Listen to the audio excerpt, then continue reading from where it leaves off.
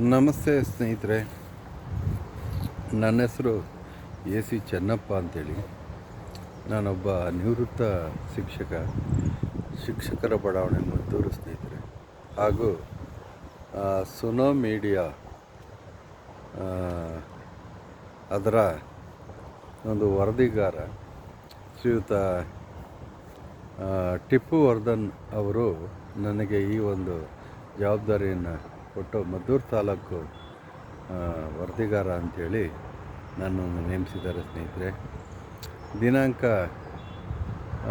ಏನು ಇವತ್ತು 5/6/2026 ವಿಶ್ವ ಪರಿಸರ ದಿನಾಚರಣೆ ಅಂಥೇಳಿ ಇವತ್ತು ನಾನು ಸಾಮಾಜಿಕ ಜಾಲತಾಣದಲ್ಲಿ ನೋಡಿದೆ. ವಿಶ್ವ ಪರಿಸರ ದಿನಾಚರಣೆ.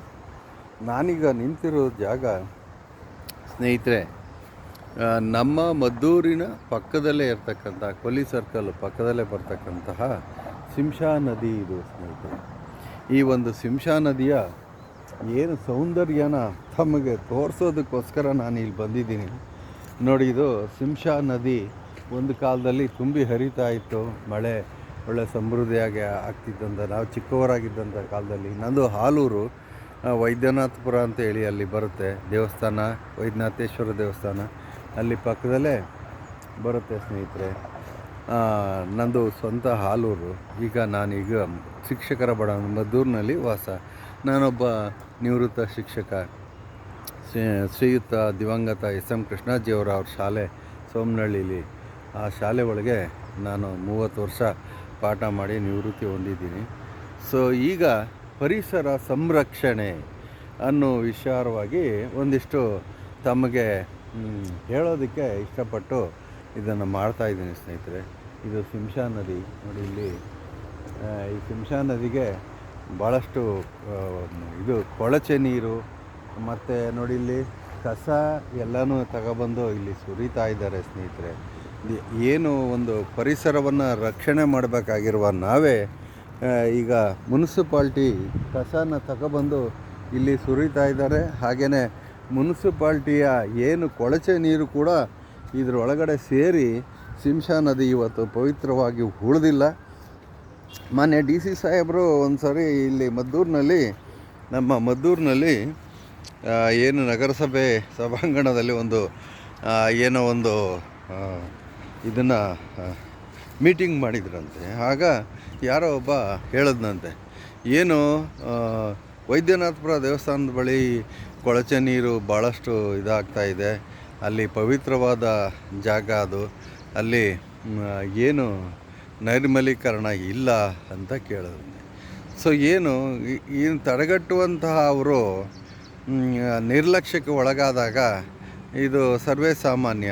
ಈಗೆಲ್ಲ ನೋಡಿ, ಕಪ್ಪು ನೀರು ಇಲ್ಲೆಲ್ಲ ಒಂಥರ ಕೊಳಚೆ ನೀರು ಗಬ್ಬುನಾಥ ಹೊಡಿತಾ ಇದೆ. ಭಾಳಷ್ಟು ಇದು ನೀರು ಕೊಳಚೆ ಆಗಿದೆ. ಇದನ್ನು ಸಂರಕ್ಷಣೆ ಮಾಡಬೇಕಾಗಿರೋದು ನಾವೇ. ಪರಿಸರವನ್ನು ಸಂರಕ್ಷಣೆ ಮಾಡಬೇಕಾಗಿರೋದು. ಇವತ್ತು ವಿಶ್ವ ಪರಿಸರ ದಿನಾಚರಣೆ ಅಂಥೇಳಿ ಒಂದಷ್ಟು ಜನ ಎಲ್ಲ ಏನೇನೋ ದೊಡ್ಡದಾಗಿ ಗಿಡ ನೆಡೋದು, ಏನೇನೋ ಕಾರ್ಯಕ್ರಮಗಳು. ನೋಡಿ, ಇಲ್ಲಿ ಬೆಂಕಿ ಹಾಕಿದ್ದಾರೆ. ನೋಡಿ, ಇಲ್ಲಿ ಬೆಂಕಿ ಸುಡ್ತಾ ಇದ್ದಾರೆ. ನೋಡಿ ಸ್ನೇಹಿತರೆ, ಇಲ್ಲಿ ಬೆಂಕಿ ಹಾಕಿದ್ದಾರೆ. ನೋಡಿ ಸ್ನೇಹಿತರೆ, ಇದು ಯಾರ ಕೃತ್ಯ ಅಂತ ನಾನು ಹೇಳೋಕ್ಕಾಗೋದಿಲ್ಲ.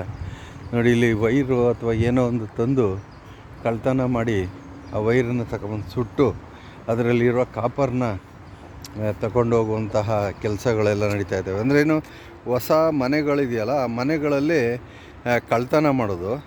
ಪಾಪ ಹೊರಗಡೆಯಿಂದ ಬಂದು ಮನೆ ಕಟ್ತಾ ಇರ್ತಾರೆ ಸಿಟಿ ಒಳಗಡೆ, ಬೀಗ ಹೊಡೆದಾಕಿ ಅಲ್ಲಿ ಇದನ್ನು ವೈರಿಂಗ್ ಆಗಿರುವಂಥದ್ದನ್ನು ವೈರ್ ತಗೊಬಂದು ಇಲ್ಲಿ ಒಳಗೆ ತಗೊಬಂದು ಸುಟ್ಟು ಎಲ್ಲನೂ ನೋಡಿ ಇಲ್ಲಿ ಸುಡ್ತಾ ಇದ್ದಾರೆ. ನೋಡಿ ಸ್ನೇಹಿತರೆ, ಈ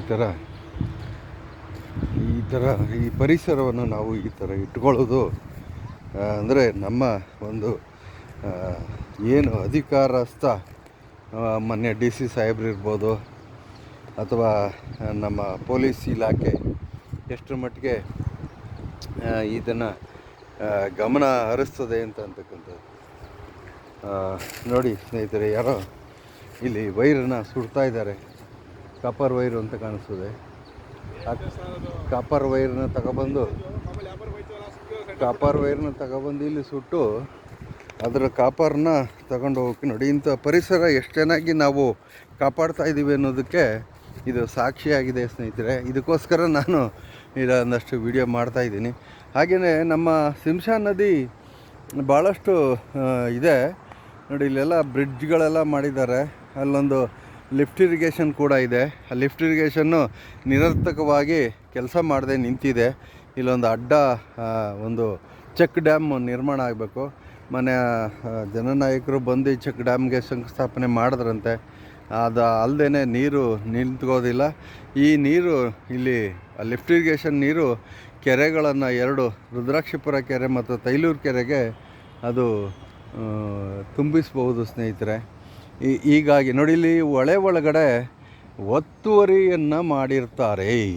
ಜಮೀನು ಒತ್ತುವರಿ ಅಂದರೆ ಹೊಳೆ ಒಳಗಡೆಗೆ ಇದನ್ನು ಒತ್ತುವರಿ ಮಾಡಿರ್ತಾರೆ ಸ್ನೇಹಿತರೆ. ಅಂದ್ರೇನು, ಹೊಳೆ ಇನ್ನೂ ವಿಶಾಲವಾಗಿದೆ, ಆದರೆ ಅಕ್ಕಪಕ್ಕದ ಜಮೀನವರು ಏನು ಮಾಡ್ತಾರೆ, ಬಂದು ಇಲ್ಲಿ ಕೆಳಗಡೆಗೆ ಅದನ್ನು ಇದು ಮಾಡಿಕೊಂಡು ಒತ್ತುವರಿಯಾಗಿ ಇಲ್ಲಿ ಭಾಳಷ್ಟು ಅನಾಚಾರಗಳು, ಭಾಳಷ್ಟು ಮರಳು ದಂಧೆ ನಡೀತಾ ಇದೆ.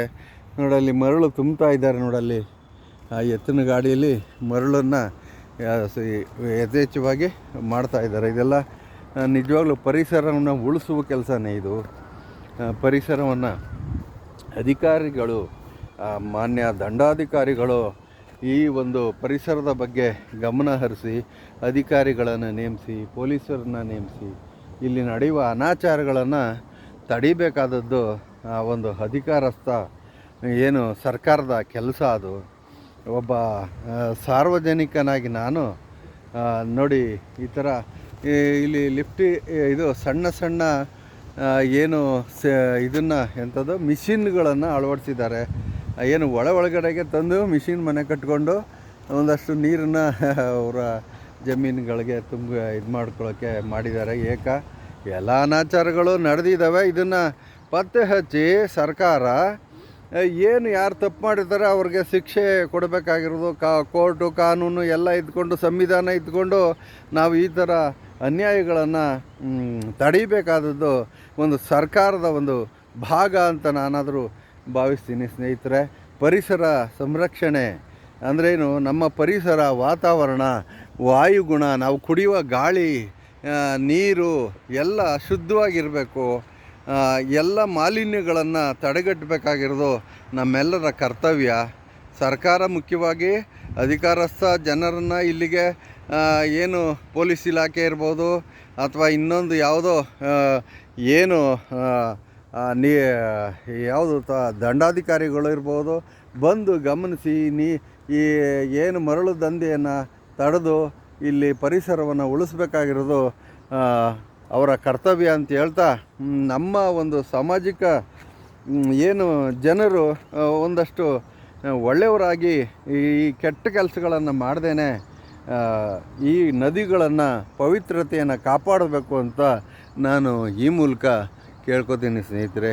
Thank you sir.